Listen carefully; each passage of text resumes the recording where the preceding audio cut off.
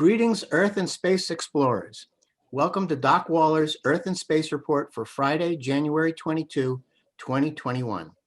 I'm your host, Dr. Bill Waller, an astronomer, science educator, and communicator, coming to you on a pretty nice winter's evening in Rockport, Massachusetts.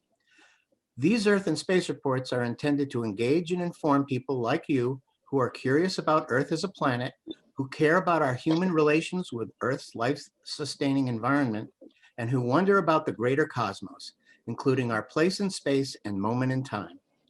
Video recordings of these reports are archived on the Earth and Space Reports YouTube channel, and for this astronomically themed report, as part of the Galactic Inquirer, an online journal that covers diverse astronomical topics. Today, I am delighted to be hosting Dr. Joel Parker, a space mission scientist who will be sharing with us, quote, an astronomer's voyage into space, recollections and reflections, unquote.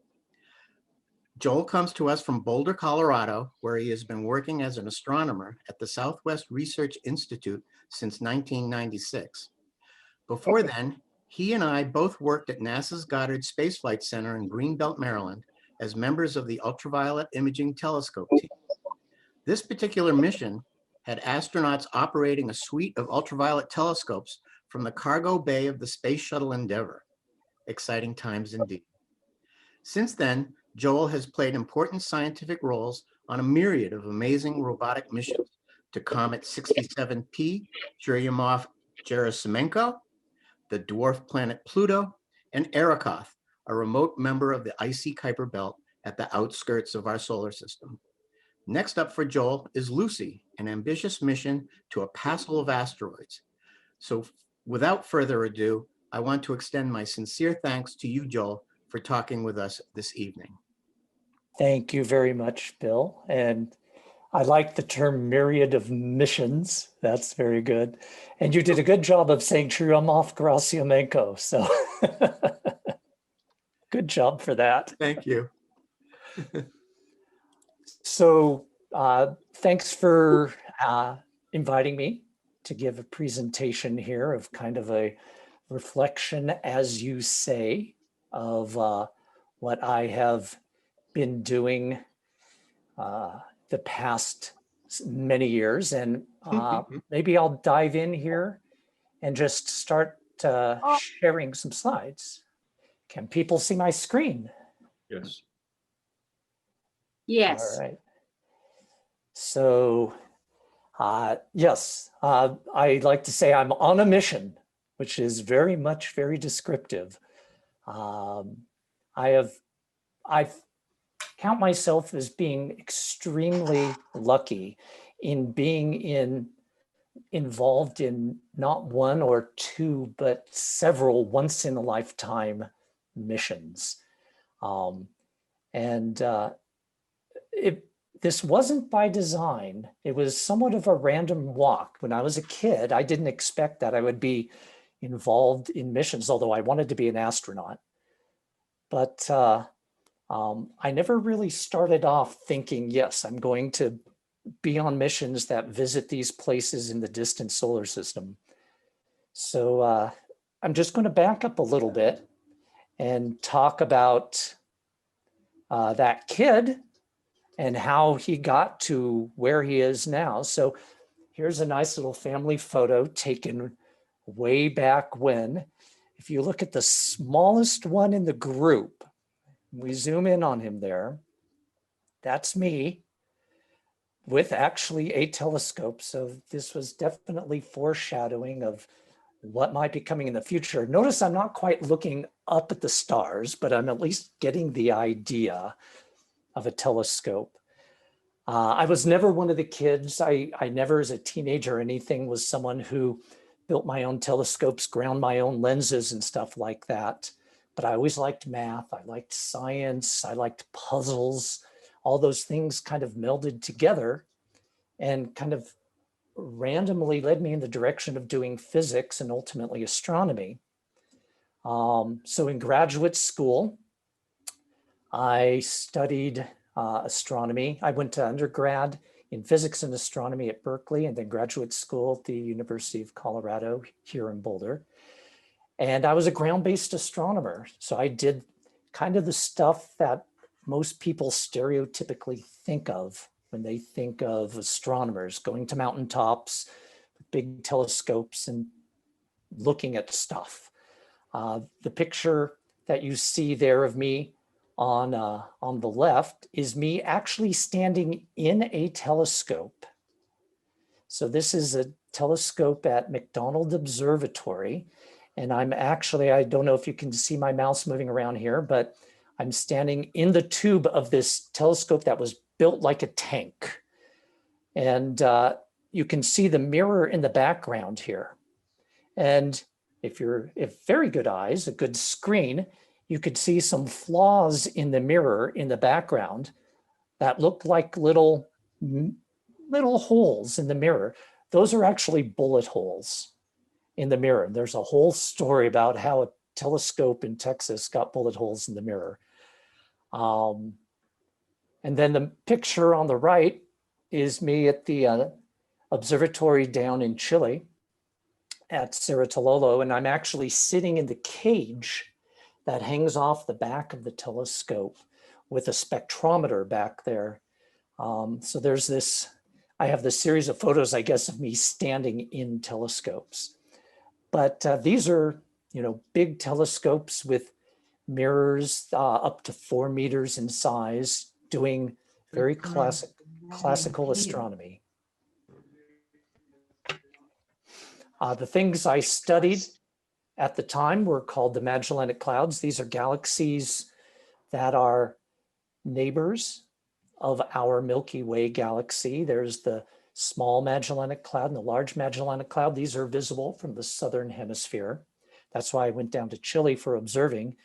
And I actually did my thesis work on one area in this large Magellanic Cloud called 30 Doradus, which is basically a star-forming factory of huge, massive stars that are, tens of times the mass of our sun. So I was really doing classical stellar astronomy for many years. The downside of ground-based astronomy is the Earth happens to have weather. And although weather can be good for many things, it's not necessarily good for astronomy when the weather is lightning and raining. This is a picture of Kitt Peak. Beautiful picture, but not beautiful if you're an astronomer. So one way to avoid the trials and travails of weather on Earth is to get above it all. And one way to get above it all is go to space. This is a picture of the Hubble Space Telescope in orbit around the Earth. And so I started getting involved in space telescopes, Hubble being one, another called the International Ultraviolet Observatory, and a number of others. So these telescopes, both being able to get above the atmosphere for weather, also are able to look in wavelengths that we can't see from the ground, like ultraviolet light, or some parts at longer infrared wavelengths where the water in the atmosphere blocks it out. So I did a lot of work with observations and projects on the Hubble Space Telescope, which I continue to do. Hubble just had its 30th anniversary, I believe, of flight. Amazing. And it's still creating amazing data. So I then moved on to doing other telescopes in space, like Bill mentioned. I got involved after graduate school. I went to Goddard Space Flight Center and got involved with a project called the Ultraviolet Imaging Telescope, UIT, which flew on 2 shuttle missions. I wasn't involved for the first one, but I was involved in the second one. And this is, as Bill mentioned, there was a suite of telescopes, UIT being one of them, that flew in the payload of the space shuttle. And there's this beautiful picture from the UIT mission that I love that shows the telescopes here in the payload bay of the shuttle. And those of you familiar with the sky, you'll see Orion in the background here. You can see the belt stars and the sword stars and nebula. And I love this picture. I wish I was on the shuttle to be the one to have taken the picture. Bill and I spent, I think, most of our time in a basement in Huntsville, Alabama. But it really was an incredibly fun mission to be working with the space shuttle with telescopes and actually pointing the telescopes by having them move the shuttle, as well as this pointing platform to point at things. So that was just an incredibly exciting adventure. I looked at massive stars when I was involved with that, but then I started working on objects closer by in our solar system, like stars or like comets, for instance, Comet Hale-Bopp. And I got involved in yet a different mission that also used the space shuttle. When I moved back to Boulder and worked for the Southwest Research Institute, a fellow named Alan Stern was involved in a lot of ultraviolet work and space mission work. And I got involved with him with this small telescope that flew on the middeck of the space shuttle and observed things like Comet Hale-Bopp. And the picture in the background is in the visible. This picture with the red insert is an ultraviolet image taken with our camera that flew on the shuttle of the comet. And looking in the ultraviolet just gives you different and more information about the objects you're looking at. This is actually a picture here of the telescope. It's a small telescope that was looking out a port window of the shuttle. So this just shows the telescope here with a little camera sitting on the back. And the astronauts just, after launch, they attached it and once again would point it by pointing the shuttle where we wanted to go. So here's a picture of the shuttle set up for launch. And right on the side of the shuttle here is this little UV transmissive window that we hooked our telescope up into. So it was really phenomenal to be able to work with telescopes that flew on the shuttle. Pardon me, I'm going to step back a little bit here because I'm going to talk about comets and things called Kuiper belt objects. And I just want to give some context for that. So in the whole scenario for how the solar system forms, we start with basically a cloud of gas and dust that slowly collapses. And as it collapses, it forms a disk. And that disk over time breaks up into regions that form planets. And ultimately, you have a solar system with a sun in the middle and planets orbiting around it. In our solar system, we have the planets that we're all familiar with that basically divide up into two zones. One zone is the terrestrial zone, which has the rocky planets, Mercury, Venus, Earth, and Mars. And then the outer zone, which has the giant planets, Jupiter, Saturn, Uranus, Neptune. And so that makes up the bulk of the solar system. There's a lot of reasons why we have rocky ones on the inside and big gas giants on the outside. But I missed one object out there that some of you may have heard about, this little thing called Pluto. Pluto doesn't fit this two-zone idea of terrestrial inner zone and gas giant outer zone. So what about Pluto? Why is it this misfit out there on the cold outer reaches of the solar system? So in 1992, we discovered the third zone of the solar system called the Kuiper belt. All these years since Pluto was discovered, and in fact, we just passed the anniversary of, or we're just coming up on the anniversary of Pluto, which was on February 18th, 1930. All those years, Pluto was giving us a hint that there was more out there. It was, in fact, not a misfit. It was telling us that there's more like it out there. This Kuiper belt is this zone beyond Neptune's orbit that has all this leftover debris from the formation of the solar system.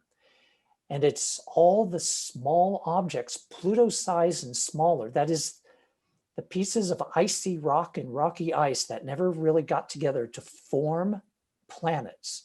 And it's the source of some of the comets that we see called Jupiter family comets. So Pluto is no longer a misfit. In fact, it is the king of the Kuiper belt.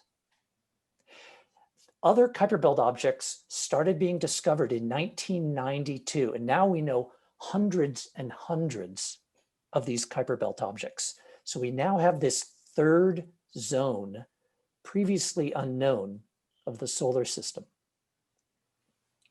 Beyond that, we have something called the Oort Cloud. These are objects that are like those icy, rocky leftovers from solar system formation that got kicked out due to interactions mostly with Jupiter. Jupiter is kind of the big bully of the solar system. Any little bit of debris that gets close to Jupiter either gets hit by Jupiter, gets flung into the sun, or kicked out into the far reaches of the solar system.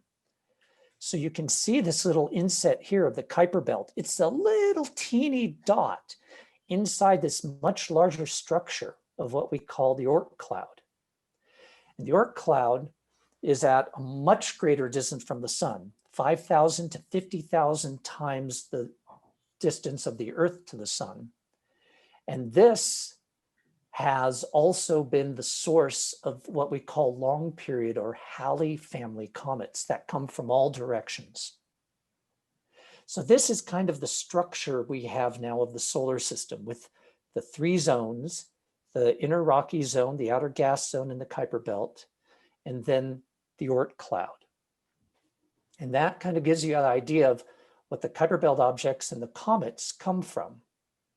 And let me just finish up talking about comets here, just to remind you what is a comet. When we talk about comets, the parts of a comet really is driven by this thing, the nucleus. This is the central engine of the comet. It's one of those little teeny bits of leftover icy rock or rocky ice. And this is a small, usually a few kilometers, few miles in diameter, that's buried inside this larger thing we see as a comet with this beautiful tail. That tail is a combination of a dust tail. We see it because that dust is reflecting sunlight and the solar wind is pushing the dust back. And in fact, the solar wind was hypothesized to exist before we could actually measure it because of how comet tails always appeared to be pushed by some invisible force from the direction of the sun. Also is the ion tail, which is the gas that is blowing off and glowing from the sun. So this is pointing away from the sun all the time. The dust tail is a combination of the path that the comet has takes plus the push from the solar wind. So all of that makes this comet that is then buried in this huge coma of gas and dust, which could go out for millions of kilometers. And in fact, the comas of comets can actually be the largest structure in a solar system, larger than the sun in size in a couple cases. very, very tenuous, very hard to detect. And comets, of course, are just beautiful. I mean, here I'm just going to go through some just beautiful pictures of comets, seeing what the coma look like, what the tails look like, all the structure that you see. And this is one of my favorite comet pictures. It's Comet Lovejoy setting behind the Earth as seen from the International Space Station. So you can see the comet here just along the limb of the Earth. I just love this. It's a gorgeous picture. But besides being beautiful, comets are scientifically interesting. They're relatively pristine materials left over from the formation of the solar system. So studying them can tell us a lot about the history of the solar system 4 billion years ago when it formed. They're kind of these escaped examples from those more distant regions of the solar system, the Kuiper belt and the Oort cloud. So they're a little bit easier to study because they come in close sometimes. Now, occasionally impacts might be kind of a concern. The dinosaurs know this as well as anyone. When these objects hit the Earth, catastrophe can ensue. However, the impacts have a silver lining because they can deliver water and organic material into the solar system, into Earth. So Earth is bombarded by hundreds of tons of material every day from comets and asteroids. Usually it's just little bits of dust and we're never aware of it. Sometimes you see it as shooting stars. Sometimes they actually make it to the ground. And these bring all those important organic molecules, metals, silicates, and water. And just to show an example here, I love this picture. This shows the Earth, and that little blue ball you see is all the water of the Earth on the surface of the Earth gathered up into a ball over the United States, to just give you an idea of how little water there is relative to the whole size of the Earth. And a lot of this is supplied by asteroids and comets. And in fact, for every cup of water that you drink, there is comet water in that cup. So every day you drink your water, you're drinking comets. And Earth isn't unique. Here is Europa, one of Jupiter's moons, and the water that you see that we believe is there. So water is all around the solar system, a lot of it coming from comets. So now let me talk a little more about some of the missions I worked on. So all of that preview was about comets. One mission I got involved with here at Southwest Research Institute was called Rosetta. Because of the work I did working on comets and working in the UV, we had a camera that we proposed for and got put on this mission that was run by the European Space Agency with some partnership with NASA called Rosetta, that actually went out to land on a comet. Some people are still surprised. In fact, I'd say most people are still surprised to hear that we actually have landed a lander on a comet. So this shows the Rosetta spacecraft, artist conception, and the lander. And this is a really big spacecraft. So the tip-to-tip wings of the solar panels here, 32 meters. So it's about 100 feet tip to tip when the wings are folded out. The spacecraft itself is a cube. It's kind of like a Borg spaceship, for those of you who know what Borg are. About 2 meters cube in length, in size. And then the little lander Philae is about 1 meter cube. It's about the size of a washing machine. So that was the Rosetta spacecraft and mission. This is a mission that launched in 2004 and flew 10 years to get to the comet Churyumov-Gerasimenko, comet CG for short. And this is a Jupiter family comet. It's about 4 kilometers in diameter. Until the Rosetta mission launched, so it launched in 2004, it got to comet CG in 2014. This was our best guess at what the comet looked like. Because remember, the nucleus of a comet is so small, we cannot actually see the nucleus even with our best telescopes because it's so small and shrouded by gas and dust, usually by the time we see it. So using various tricks from the Hubble Space Telescope, this was our best guess at what we thought the comet would look like before we got there. So this is what we expected to see. This is what we got. Looks a little bit different than our best guess. And this really shows how important it is to actually go and study in place, in situ, the things in the solar system up close and personal, because there's so much more you can learn about the details, about the shape, about what the history is. And look at this, it's what we call a contact binary or bilobe. It looks like 2 pieces that got stuck together.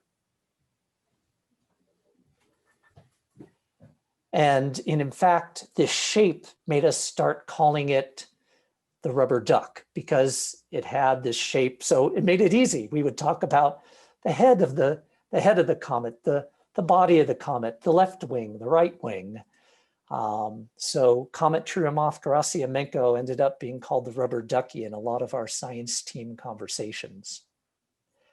And it's a crazy place to send a spacecraft, because think about it, you build a spacecraft in a clean room, and then you send it to one of the dirtiest places in the solar system that's spewing off gas and dust and things like that.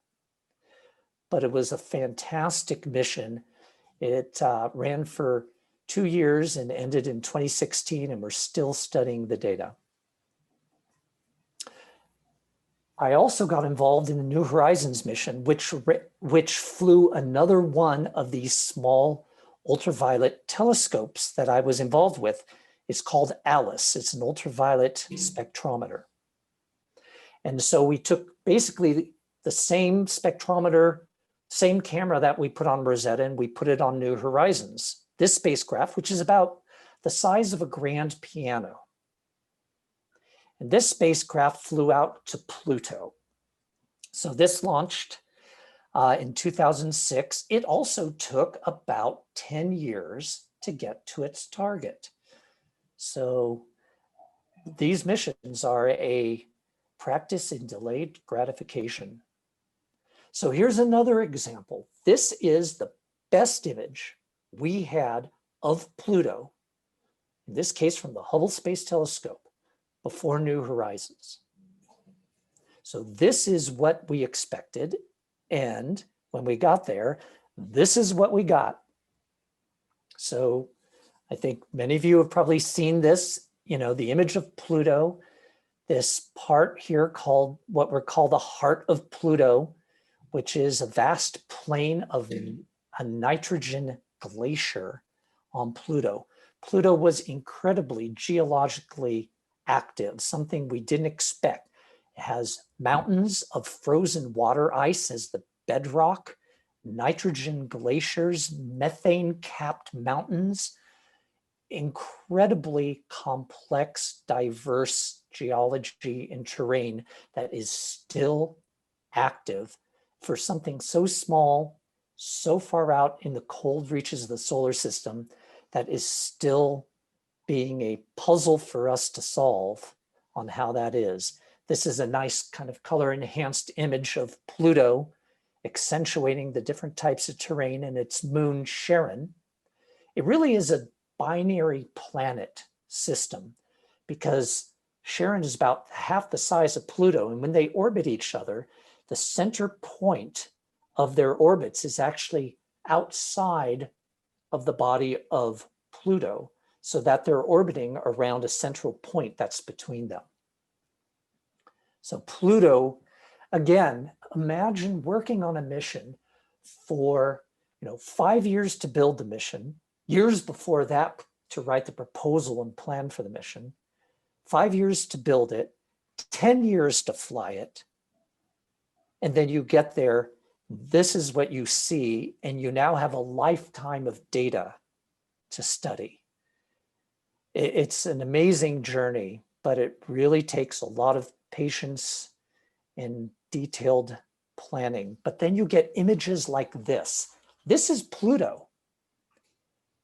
And, there's a whole question about whether Pluto is a planet or not, whatever you call it. Whatever you want to name it, Pluto is clearly a world. This is a picture taken as we are flying past Pluto. You can see haze in the atmosphere with layers. You can see mountains casting shadows right around the terminator where it goes from day into night. You can see this huge plain of nitrogen glacier.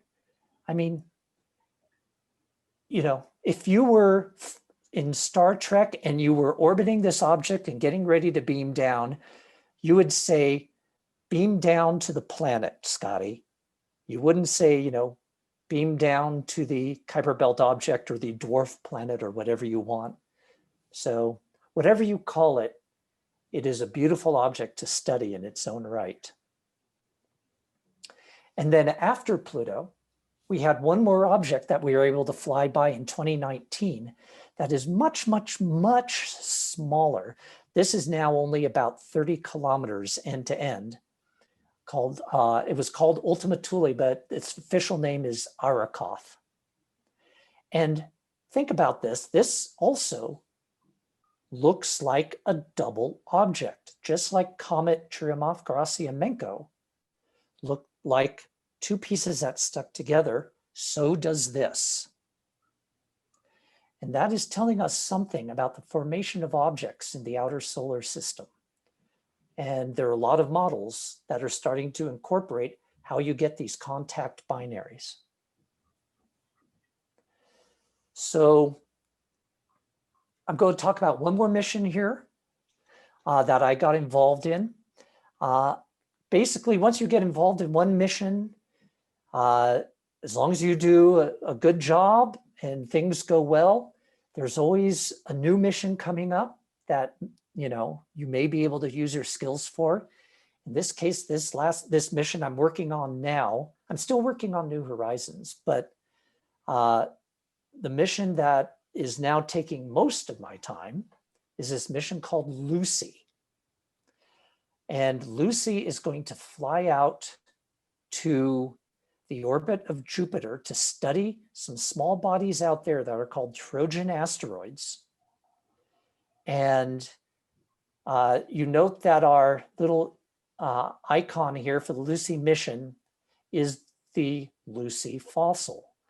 And the reason for that is in the same way that the Lucy fossil was able to tell us things about the origin of our species and the evolution, going to these Trojan asteroids is going to be able to tell us something about the origin of the solar system and its evolution. So here's a little movie showing our solar system looking down from above, Earth in the middle, with Mercury zipping around, Venus, Earth, Mars. And then out in the distance, you have Jupiter way out here. And then you have these clouds of these Trojan asteroids at what are called Lagrange points. They're kind of stable orbits out there leading and trailing Jupiter, the L4 or Lagrange 4 and Lagrange 5 points. These areas are stable points in the solar system where the objects that were captured there 4 billion years ago are still there. That's why we talk about these as fossils and relics. And the spacecraft is going to go out there to study these Trojan asteroids. And it's a very interesting, complex orbit. So it will launch this year, October 2021. It's going to take a few orbits around Earth. It's going to fly by an asteroid on its way out called Donald Johanson, the discoverer of Lucy. And no, that's not a coincidence. The asteroid didn't have an official name. So since we knew we were going to fly by it, we actually gave it a name. We fly by that in 2025. We get into the L4 swarm of Trojans where we fly by 4 objects. We will fly by Polymele, Euripides, Lucas, and Orus in this cloud of Trojans. And all of that will happen in the year 2027. We come back into the inner solar system for a little loop around, and then we go out to the L5 cloud, where we're going to fly by a binary pair of these Trojan asteroids called Patroclus and Menatius. And that will happen in 2033. So again, we're talking from launch, a 12-year mission, 11 to 12 years. And if everything's going well, we get an extended mission, we can do these loops again for years and years and continue to visit Trojans in the clouds. And what I'm doing in the Lucy mission is I am building the Science Operations Center. And when I say that, I'm the manager and director of the Science Operations Center. And I just make sure that the money and the schedule is such that the people who actually get to do all the building make it happen. The Science Operations Center is involved in planning the science sequences that we're going to do when we fly by these objects. And we process the data when we get them and create the pictures and all the data that we then use to study the objects. And also we archive the data so people around the world can get the data for free to do their own studying if they want. So building a Science Operations Center, I'm not going to go into these details, but it's less glamorous than maybe it sounds. You have to design requirements on the planning, the commanding, the data processing, how you do your operations. You do a lot of documents. We have documents that are taller than the spacecraft. The spacecraft, is several meters tall. You have many, many, many more documents just to make sure your operations and management, security, interfaces, everything is working correctly. You have all the hardware for Science Operations Center, the servers, the number crunchers, the network. You have all the software that you have to build for building the command loads and processing the data. You have lots of reviews. Everything gets reviewed multiple times. Lots of testing. We have a saying in the mission business, test as you fly and fly as you test. Meaning, however you do your test, you want to make it as close as possible to how you're going to do things in flight. And then when you fly, you want to do things as close as possible to how you tested. And then finally, after all that's done, you actually get to fly. You get to launch, and then you wait several years till you actually get to your target. So when you build a Science Operations Center, this is how a lot of people picture a science or mission operations center.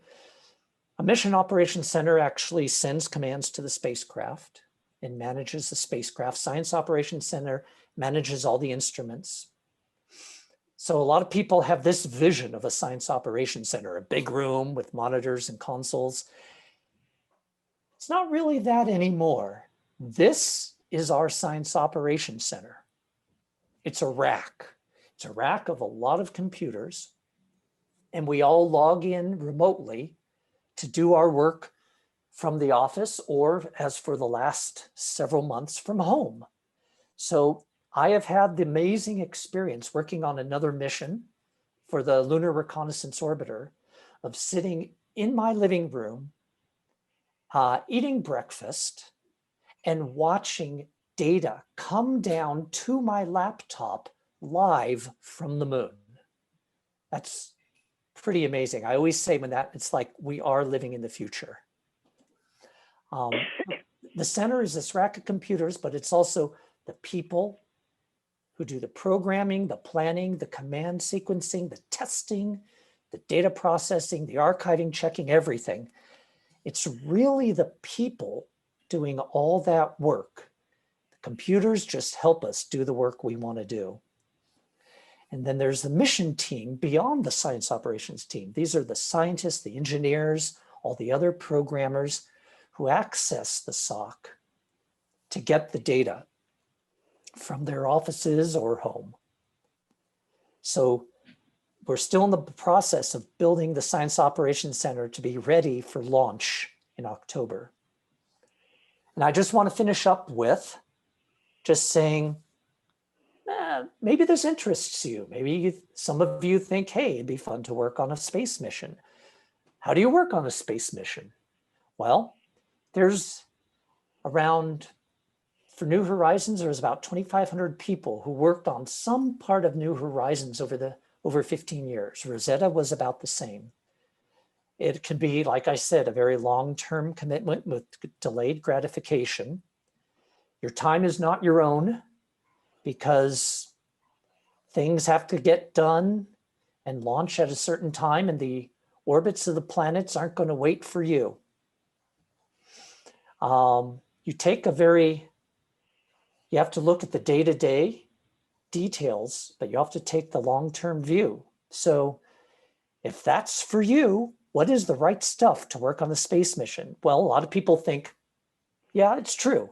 Astronomy, physics, math, geology, atmospheric science, biology, chemistry, all types of engineering, robotics, programming, and image processing.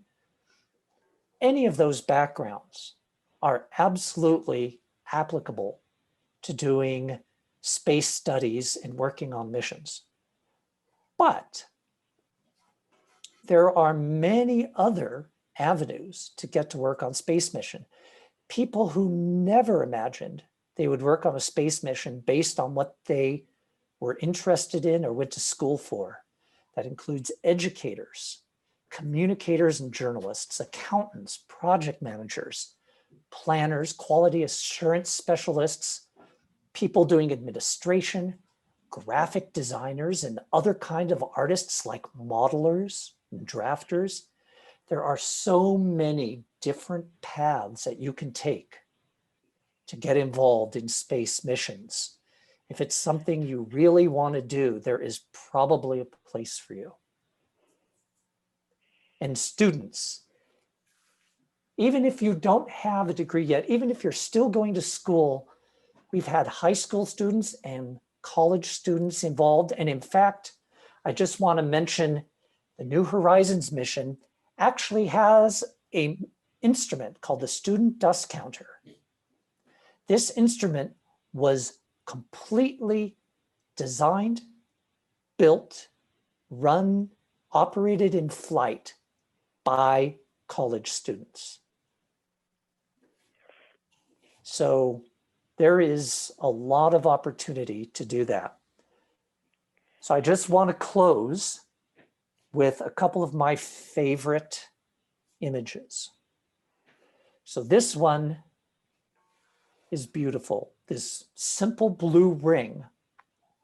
This is actually the eclipse of the sun by Pluto.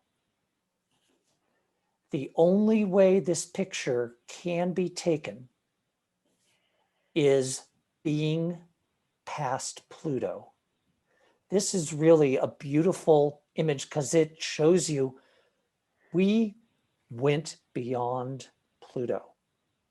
And it shows the atmosphere, and it shows a lot of detail on the limb if you look up close.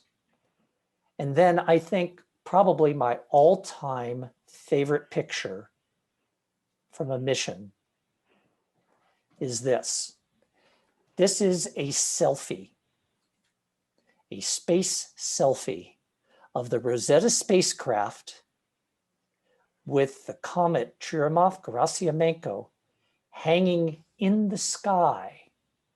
Just almost, it almost looks like you could touch it. It's actually several kilometers away. But it is a picture of an object that we built visiting an object that is an ambassador from the formation of the solar system 4.5 billion years ago. And this picture, when it came down, this was the one that really for the first time made me feel like I was there. That this is something I knew, that I touched, that is out there visiting a comet. And it's moments like this that all the work, all the years of school, all the preparation lead up to that. Even though you learned so many amazing things about ourselves and the formation of the solar system, it's these moments where you can almost touch what you've done that really just bring it home to me. So I think with that, that is the end of my slides. And I would love to take any questions. That was super, stellar, in fact. And I wish you so much luck with Lucy in the sky with diamonds. And I have to say, I had to ask the engineers, is there in fact anything of diamond on the Lucy spacecraft? And there is. There is. There's a beam splitter on one of the instruments that's diamond. So we can officially say that we do have Lucy in the sky with diamond. That's awesome. So I have some questions from the chat. Great. And you pretty much answered this, but you could certainly elaborate. It's from Paul McGeary. The comet and the Kuiper belt object Ultima Thule both have two lobes. Is there evidence that this is a common structure for Kuiper belt objects? Yes. And I just want to say Ultima Thule was kind of our placeholder name for that object. It's very fitting. Ultima Thule means beyond the known world, off the map, basically. And this object that we had nicknamed Ultima Thule at the time was 1 billion miles further from Pluto. So Pluto is 3 billion miles from Earth. This was another 1 billion miles. And the official name for Ultima Thule is Arakoth, which means the sky in the native language of the first peoples in the Maryland area. That was chosen because the Mission Operations Center was at the APL that's based in Maryland. So anyway, with that whole prelude there, the bilobed structure, the contact binary, the fact that we've seen 2 of them, and actually there are other objects that we have seen. These aren't the first or only objects we've seen that are bilobed in small bodies. It definitely tells us something about the dynamics of where these objects formed, because to get something to come together and stick rather than collide and break apart tells you they had to be moving rather slowly, like meter per second, like walking speed, or they would have basically disrupted each other or some other type of non-biological bilobed endings. So it does tell us about how many objects had to be out there and how fast they had to be moving relative to each other. And so that does constrain some models about the formation of the solar system. So these are being used to either support or throw out some models of solar system formation. Okay, I have another question. It's more of a comment and it's more philosophical. It's from Eleanor. It says, scientific results take time. We aren't great at delaying gratification. And then she's not finished. So what is the status of international collaboration given this delayed Sure. gratification? And how much is funding impacted by the fact that scientific results take time? So I do think Rosetta was a really great example of that. There are many other international collaborations, not just in space astronomy, but other areas of science as well, and in the arts. But Rosetta, it was my first really tightly integrated international project, and it worked really well. You know, every big project really revolves around how it's organized, how it's managed, how the communication is handled. And there are silly things you have to think about, like, okay, Rosetta is run by the European Space Agency based in Europe, but it has partners throughout the US. When do you hold your teleconferences? And we've had projects that include, you know, Asian partners, European partners, American partners. Just the simple logistics of when you set up telecons and keeping track of time zones requires, you know, an engineering degree, and, you know, is harder than rocket science sometimes. But as long as the groundwork is clear to everyone works within that structure, because it's not a goal that is driven by national boundaries, at least on the science level. On a prestige level, it is, absolutely, certainly. But scientists, and this is one reason I got involved in astronomy, it's an international subject. And I got to meet astronomers around the world who wrote the papers, and that continued in missions. We all had this goal of making the mission work. We all wanted our instrument, of course, to get all the data we wanted to get. And sometimes you had to negotiate, okay, I want to point this way, that camera wants to point that way. We'll let, you know, split the time, and not everyone gets what they want, but everyone gets something. It's the same negotiations. At the science team level, it's just a team. And I really appreciate that. And we all know it's going to take time. We know what we sign up for. I should mention, many of us on a personal level sign up for some of these missions, even knowing we may not be working or even alive at the time the mission reaches its target. And I think that's an incredibly valuable, multi-generational view that I think personally is important, and I'm really pleased to see that. I'm even not just, you know, whether you're going to be alive or not, but handing off generationally to the younger scientists who are going to be the ones who are going to take the mission to its finale. So I have one comment from Cindy. Thank you so much. I can't believe I understood everything you said. Tra-la. Well, thank you for that. That is really kind. I'm glad that I hit that mark. So we have time for a few more questions. If anybody wants to just unmute and ask their question, feel free to go ahead. There we go. I have a question.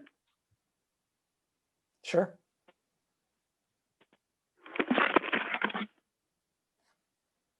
Go ahead. I want to make sure that the students heard your comment about what made all the schooling and hard work worthwhile. I want to just make, if you could state that again. There are so many ways to say that, but part of what I got into in astronomy and physics was just enjoyment of what it was. And like I said, I liked math, I liked puzzles. I was amazed that you could work at a job where the job is making up a question and then making up how you would answer that question. I mean, how fun is that? You get to invent your own puzzle and then try to solve it. It does take patience. It does take focus and attention to detail. You're working as a team very often in these large projects, so you have people watching your backs. And even in smaller groups, Bill and I have collaborated on projects, just he and I working together or with a small team of people studying data from the Hubble Space Telescope or on other projects.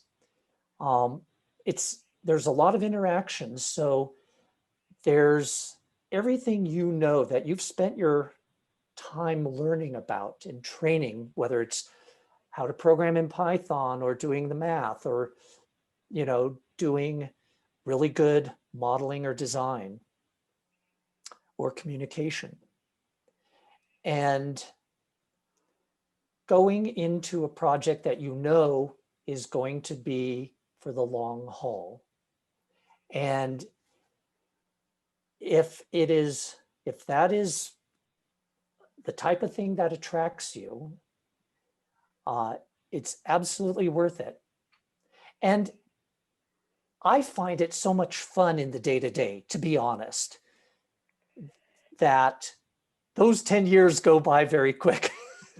In fact, sometimes they sneak up on you. Suddenly you're almost at the target going, oh my gosh, I meant to have that code written and it's not done yet. You had 10 years to do it, but you were doing so many other things. Any other questions? All right. Well, I just want to end with a final compliment from Richard Lukey. Dick, This was super. Thanks, Joel. Thanks, Bill. So I want to thank you all for being a part of this. And I promise to get the recording up on Doc Waller's Earth and Space Reports, and also with my colleague, Mike Deneen, it'll get up into the Galactic Inquirer. What a treat, Awesome. Joel. So thank you so much. Yes, curious minds want to know. Thank you, Bill, and thank you everyone who joined us. That was fun. All right. Well, go well, you guys. Take care. Bye, everyone.